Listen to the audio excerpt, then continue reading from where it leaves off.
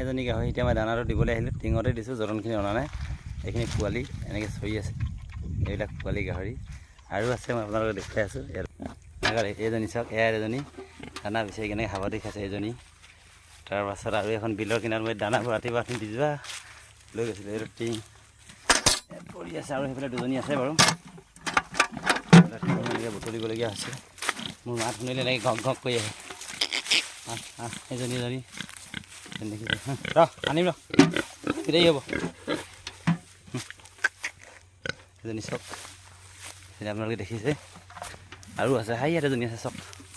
হাইজনীৰ কাৰণে টিং লৈ ল'ব, এখন বিল হয়।